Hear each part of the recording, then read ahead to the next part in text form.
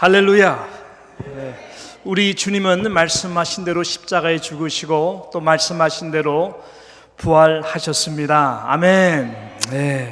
오늘 이 부활의 영광의 아침에 특별히 뉴욕 대지구 우리 교회 협의회가 주관하는 우리 연합 부활주일 예배를 이곳에서 함께 드릴 수 있게 됨을 큰 영광으로 생각을 합니다. 오늘 이 자리에는 우리 뉴욕 대지구 교회 협의회 회장님 되시는 우리 정순원 목사님을 비롯해서 또 여러 우리 회장단 임원들이 참석하셨습니다. 그리고 플러싱 제3구역에 속한 교회들 가운데에 또 여러 성도님들도 같이 함께 참여했습니다. 이렇게 부활의 새 아침에 우리가 함께 마음을 모아 예배 드린다는 것이 얼마나 기쁘고 감사한지 모르겠습니다.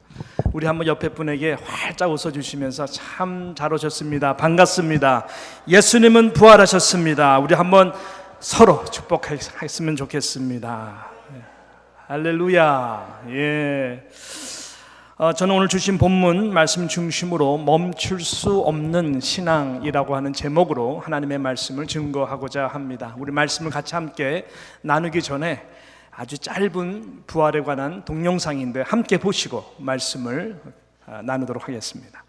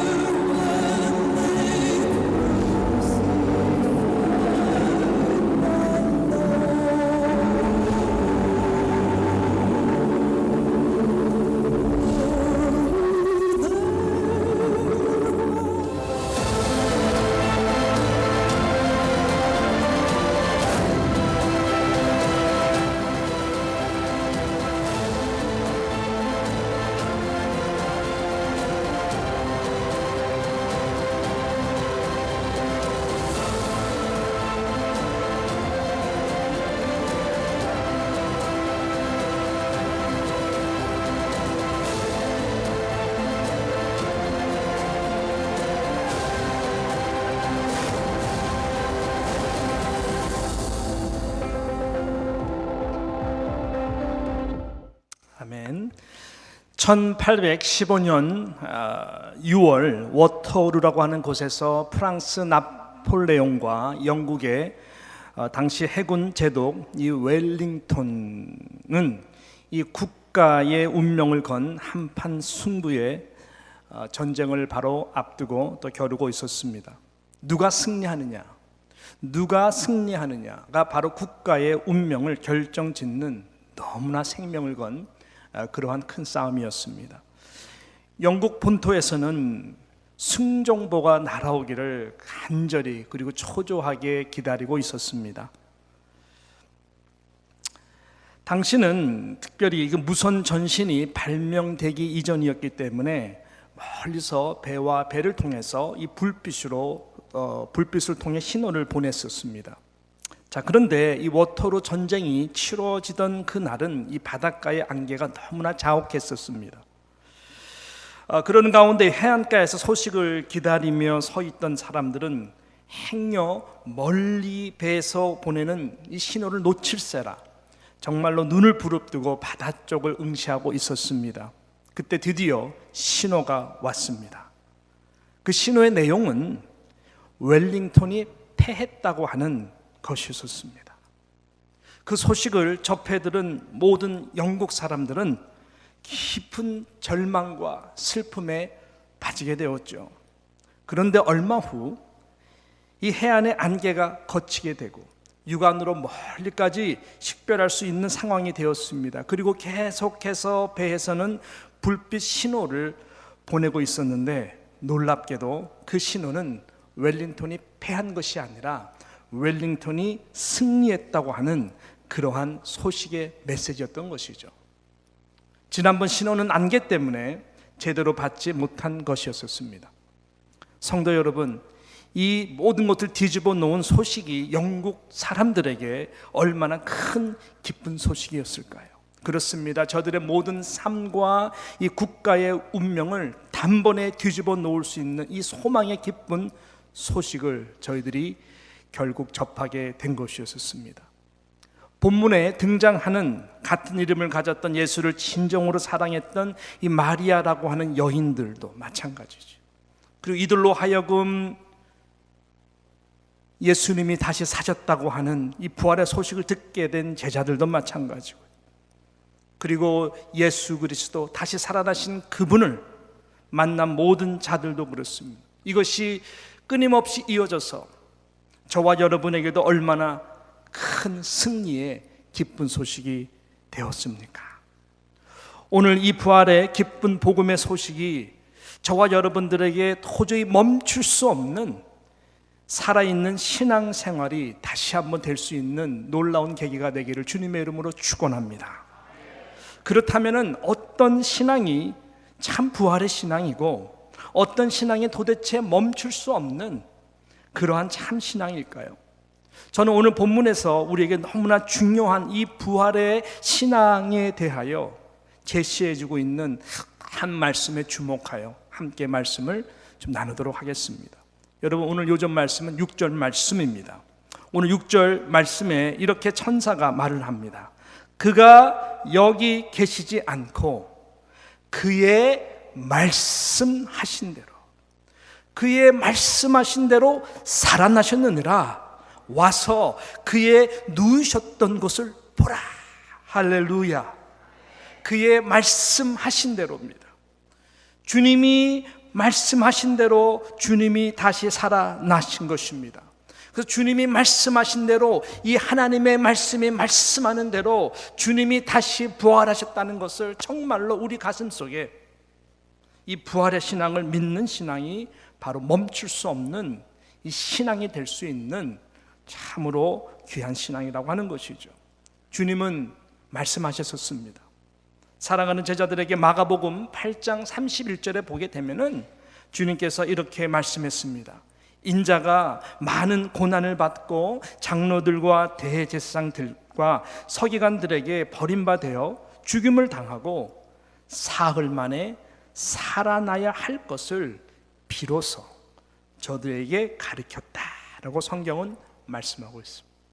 주님이 그 말씀하신 대로 십자가에서 버림받아 죽으셨고, 주님께서 말씀하신 대로 우리 주님은 사흘 만에 살아나신 것입니다.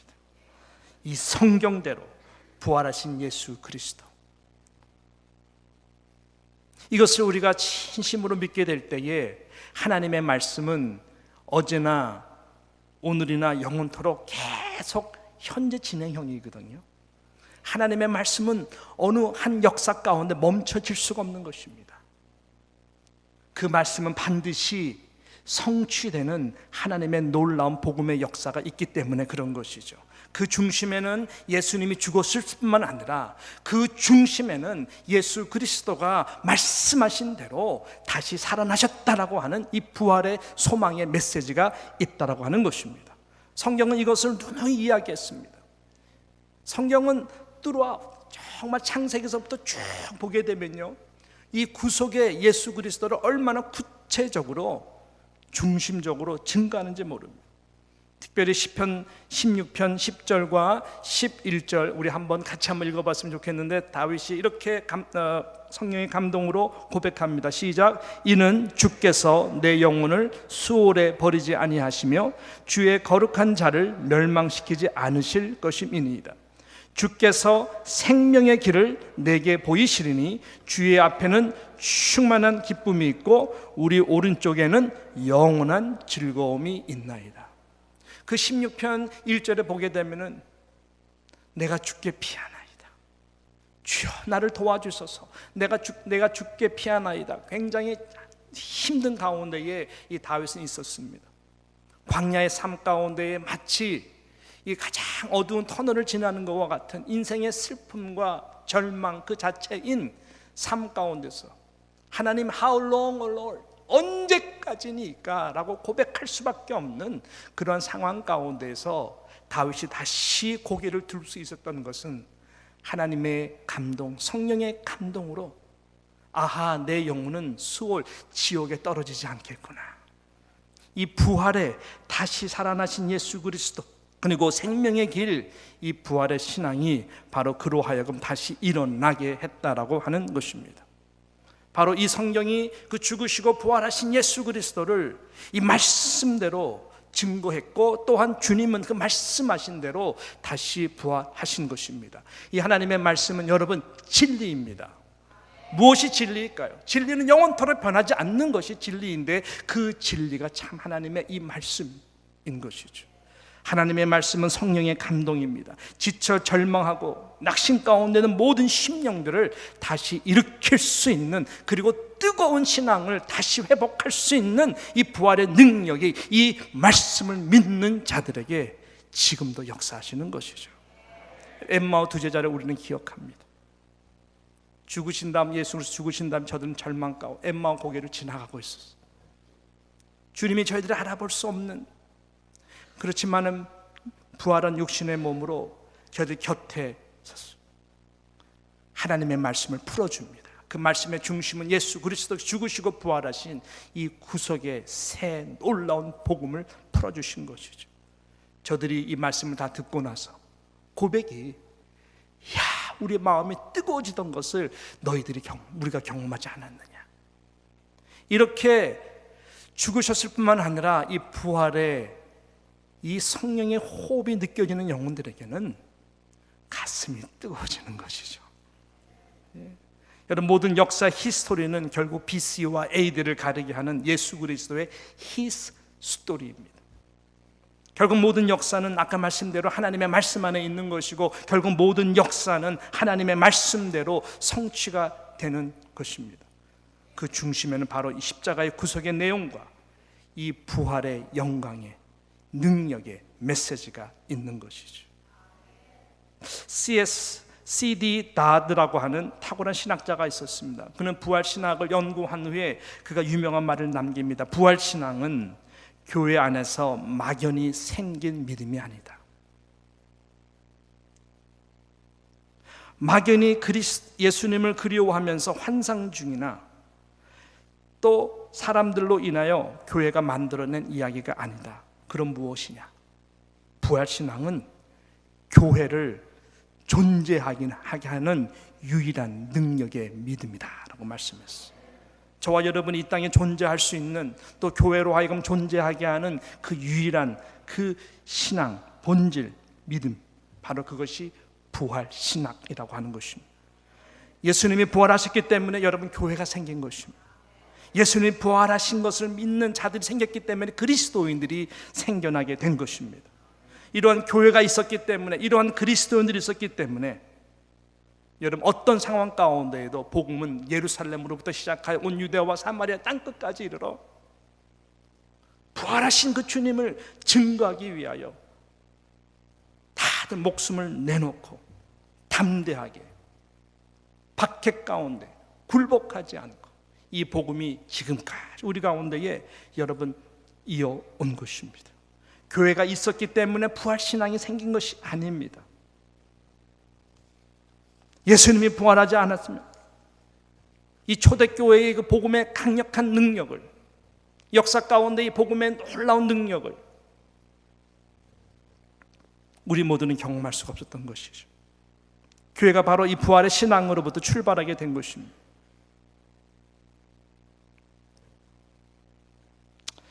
그래서 이 부활의 신앙을 갖는 자들은 세상에 감당할 수 없는 믿음의 자들로 만들어지는 것입니다.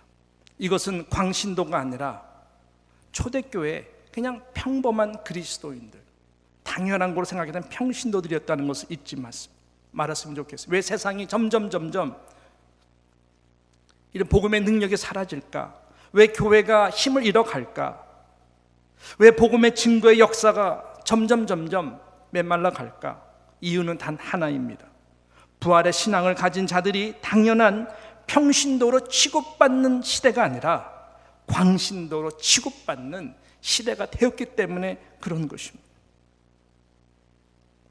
저는 우리 뉴욕에 있는 모든 교회들이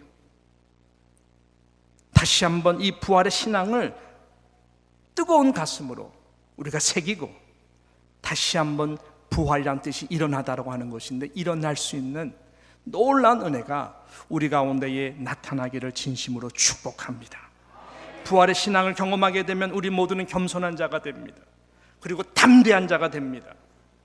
그리고 인생을 이제는 죽으시고 부활하신 예수 그리스도 어떤 모습이든지 그분을 증거하는 인생으로 살려고 노력하는 자가 됩니다. 베드로가 그랬습니다. 십자가를 지시기 바로 전날 밤에 내가 주님을 위해서 내가 죽으면 죽을지언정 떠나지 않겠습니다 하던 베드로가 주님이 정말로 십자가를 지고 가니까 멀찍이 그를 따라갔습니다. 그리고 너무나 남자로서 할 수 없는 쑥 제자가 맞아? 라고 할 정도로 계집종 앞에서 예수를 3번 부인하는데 마지막은 예수를 저주하고 맹세하여 나는 그를 도무지 알지 못한다라고 고백할 정도로, 그러던 베드로가 부활하신 예수 그리스도를 만나 내가 나를 사랑하느냐, 내가 나를 사랑하느냐, 내가 나를 사랑하느냐라고는 주님의 음성 앞에 주여 나의 모든 것을 주님이 아십니다. 나의 연약함도 아시고 나의 강함도 아시고 내가 부인할 수밖에 없는 연약한 믿음이 어떤 것인 것을 아시고, 그렇지만 주님을 사랑하기 원하는 나의 모든 것을 아시는 주님, 내가 주님을 사랑합니다.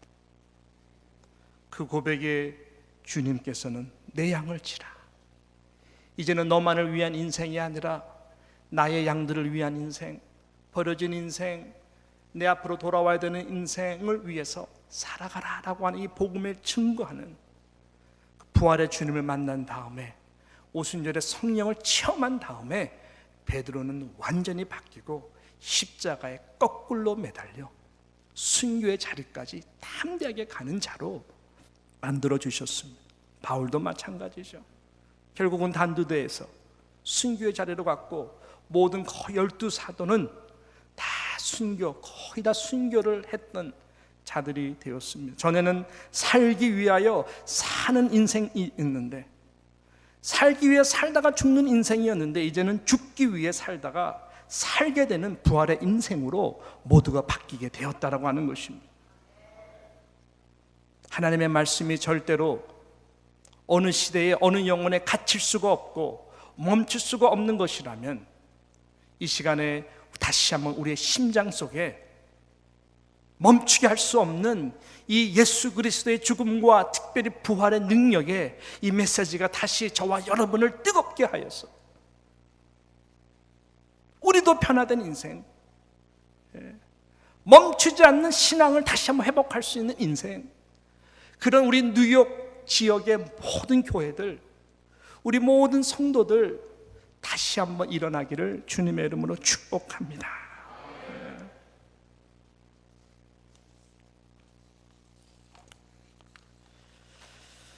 세계적으로 유명한 작곡가 푸치니라는 분을 여러분 기억하실 것입니다.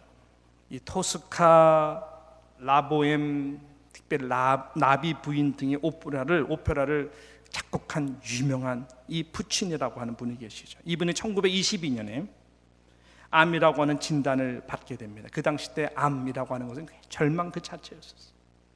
푸치니는 마지막 유명한 오페라 두란도트를 작곡하기로 결심합니다.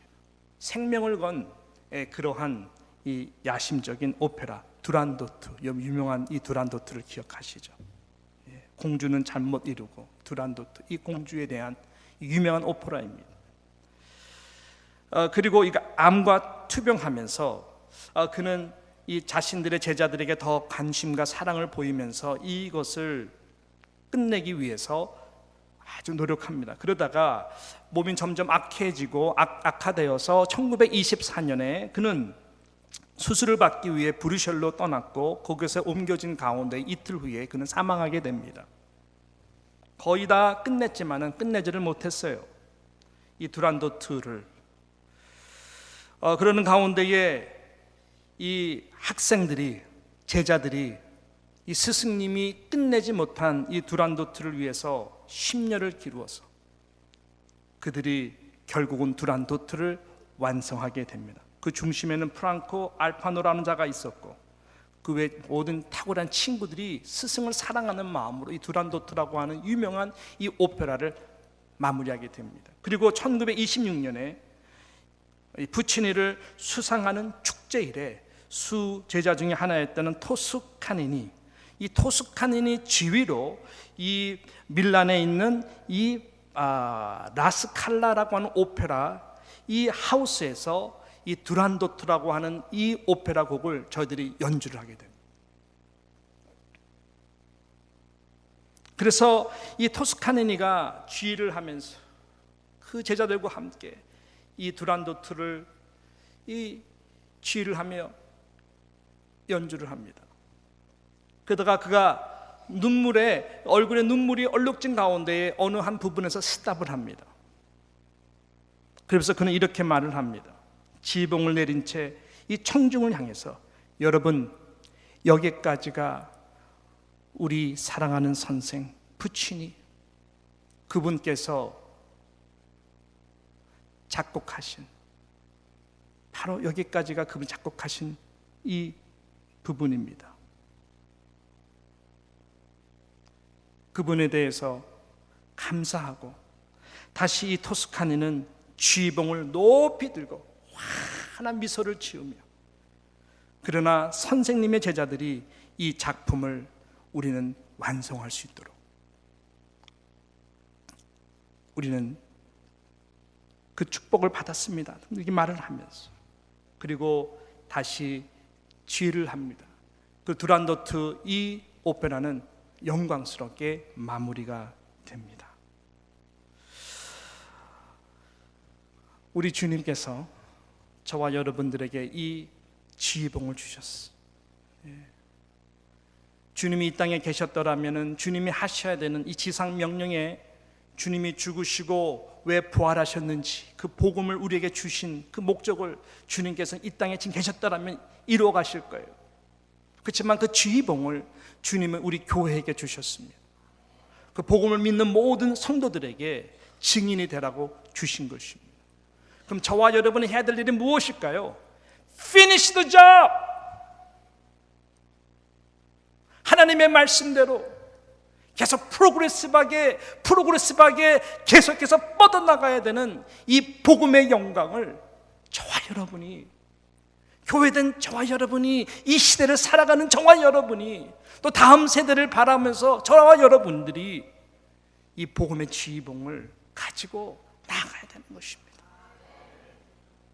복음이 땅 끝까지 전파되어야 그제야 끝이 오리라라고 말씀하신 주님의 그 말씀대로, 또 성경은 이미 그렇게 끝날 그 영광을 우리에게 요한계시록을 통해서 보여줬던 것처럼 주님의 복음의 말씀은, 이 복음의 승리의 기쁜 소식은 멈춰질 수가 없습니다. 바라기는 우리 모두가 다시 한번 이 토스카니니와 그의 제자들과 같이 이 푸치니가 이루지 못한, 완성하지 못한 이 놀라운 이 작품을 다 마무리했던 것처럼 이 하나님의 복음의 이 귀한 이 일을 위해서 다시 한번 우리가 거듭나서 예수와 함께 죽고 예수와 함께 부활한 인생, 무엇이 두렵겠습니까? 계속해서 나아갈 수 있는 저와 여러분 되시기를 주님의 이름으로 축복합니다. 저는 마지막으로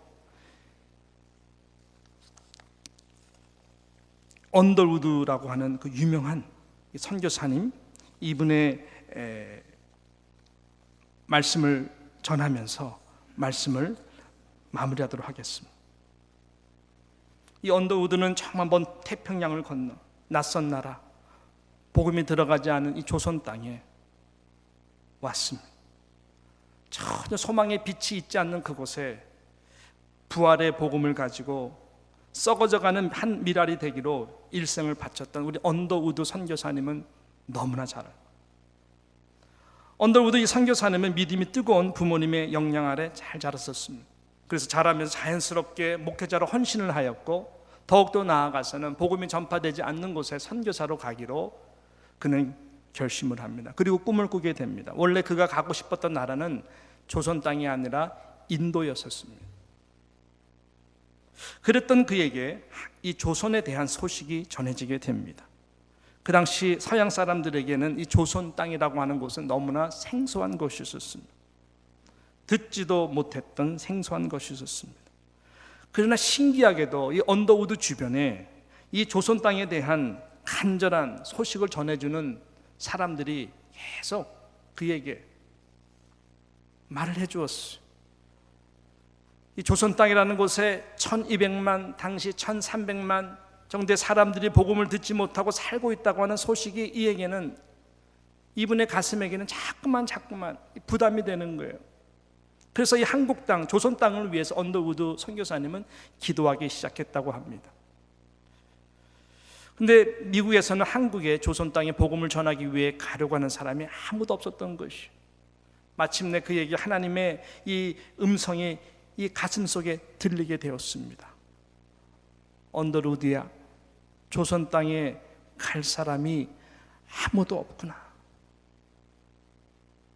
처음에 인도로 가고자 했던 이 젊은 선교사는 드디어 자신의 소명이 이 조선이라고 하는 땅에 있나 보다 하고 그는 순종하고 결단하기로 합니다. 그리고 1884년 정확하게 4월 5일 날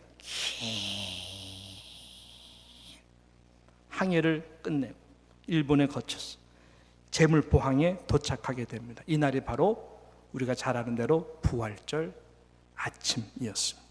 부활절 주일에 그는 도착하게 됩니다. 서울에 도착해서 우리 모든 어렵고 힘든 이야기가 많죠. 그러는 가운데 제중원에 약제사로 들어가서 의학생들을 가르치면서 한국어를 배우는데 심려를 기울이게 되고, 여러 가지 많은 이 제한적인 부분에서 배타적인 이 조선 사람들의, 그러나 그의 영혼들을 사랑하는 가운데에 결국은 나중에 한국어로 성경을 번역하기도 하고 연세대를 세우기도 하고 교육 사업뿐만 아니라 병원 사업과 여러 가지 통해서 한국교회에 많은 열매를 맺게 하는, 그렇게 하나님께서 이분을 사용한 것을 우리 너무나 잘 압니다. 이 모든 것이 가능했던 것은 단 하나입니다. 부활의 신앙이었어요. 하나님이 이 나라를 살리실 것이다. 내가 죽고자 하면 반드시 이 나라 영혼들이 살아나게 될 것이다. 그래서 그의 발걸음은 부활주일 아침에 제물포항에 도착하게 되었고, 이 부활의 신앙을 가지고 이 믿음을 포기하지 않고 조선 땅의 영혼들을 축복한 결과 저와 여러분이 이 자리에 있는 것 아니겠습니까? 저는 이 마지막으로 이 영상, 이 언더우드 목사님의, 선교사님의 이 기도문의 영상을 잠시 보고 이제 마치도록 하겠습니다. 같이 우리 함께 보겠습니다.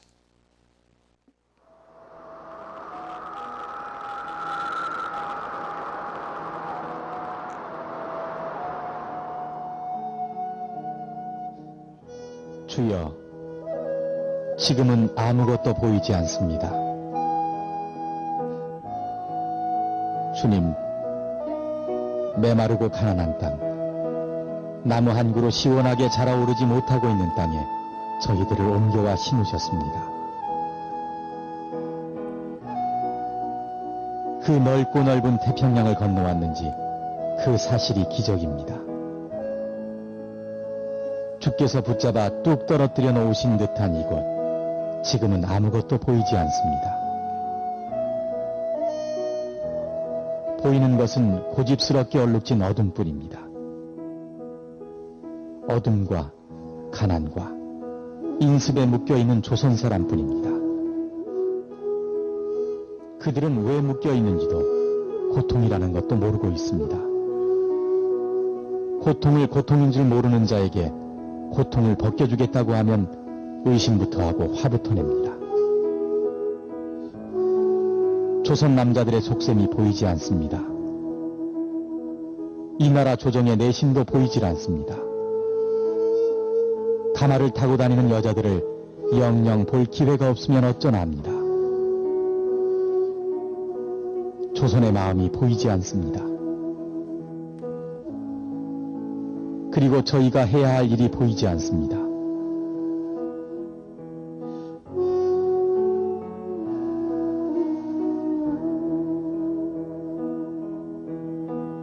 그러나 주님 순종하겠습니다. 겸손하게 순종할 때 주께서 일을 시작하시고 그 하시는 일을 우리들의 영적인 눈이 볼 수 있는 날이 있을 줄 믿나이다. 믿음은 바라는 것들의 실상이요 보지 못하는 것들의 증거니라고 하신 말씀에 따라 조선의 믿음의 앞날을 볼 수 있게 될 것을 믿습니다. 지금은 우리가 황무지 위에 맨손으로 서 있는 것 같사오니 지금은 우리가 서양 귀신 양귀자라고 손가락질 받고 있사오나 저희들이 우리 영혼과 하나인 것을 깨닫고 하늘나라의 한 백성 한 자녀임을 알고 눈물로 기뻐할 날이 있음을 믿나이다. 지금은 예배드릴 예배당도 없고 학교도 없고 그저 경계의 의심과 멸시와 천대함이 가득한 곳이지만 이곳이 머지않아 은총의 땅이 되리라는 것을 믿습니다.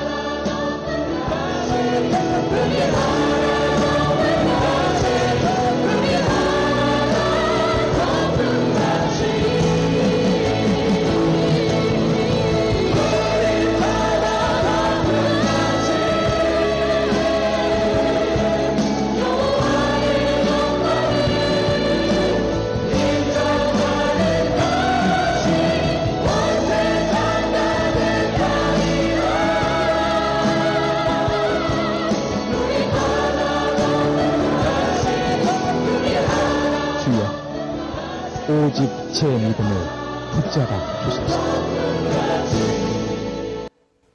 아멘. 주께서 붙잡아 뚝 떨어뜨려 놓으신 이곳, 지금은 아무것도 보이지 않습니다. 보이는 것이 있다면 고집스럽게 얼룩진 어둠뿐입니다. 어둠과 가난과 인습에 묶여있는 조선 사람뿐입니다. 그들은 왜 묶여 있는지도 고통이란 것도 모르고 있습니다. 그러나 주님 순종하겠습니다. 겸손하게 순종할 때에 주께서 일을 시작하시고 그리고 지금은 황무지 위에 맨손으로 서 있는 것 같지만 나중에 시간에 하나님의 나라의 백성들 한 자녀임을 알고 눈물로 기쁘게 하나님 앞에 헌신하고 나아갈 그날을 그는 믿었던 것입니다. 그래서 오직 이 믿음이 흔들 때마다 부활의 신앙을 붙들고 믿음을 붙들고 멈출 수 없는 이 신앙, 헌신, 제 믿음 붙잡아 주시옵소서. 주여 제 믿음 붙잡아 주시옵소서. 없는 것도 있게 하시고 죽은 자도 살리시는 예수 그리스도의 부활의 그 영을 그는 믿었던 것입니다. 그죠? 여러분 이 자리에 있는 거 아니겠습니까? 저는 말씀을 이제 마칩니다. 멈출 수 없는 그 신앙, 예수 그리스도의 죽음뿐만 아니라 부활을 체험한 모든 그리스도인들은 멈출 수가 없습니다. 저와 여러분은 어떻습니까? 언제부턴가 이 복음의 능력이 점점 사라져가는 이 뉴욕 이 땅 가운데에 죽으시고 부활하신 주님이 저와 여러분을 바라보시면서 어떤 마음으로 바라보실까요? 다시 한번 이 뉴욕 이 땅 가운데에 주님의 복음의 놀라운 영광의 역사가 일어나야 되지 않겠습니까? 상처받고 마음의 문을 닫아버린 우리 사랑하는 이 교민들의 마음들 하나님 아버지 흔들어 주시옵소서. 다시 한번 이 모든 빈자리들이, 많은 교회들의 빈자리들이 다시 하나님 아버지 이 언더우드 이 선교사님의 헌신을 통해서 한국교회가 일어났던 것처럼 다시 한번 우리 모두를 살려 주시옵소서. 이러한 마음을 가지고 나아갈 수 있는 저와 여러분 되시기를 주님의 이름으로 축복합니다.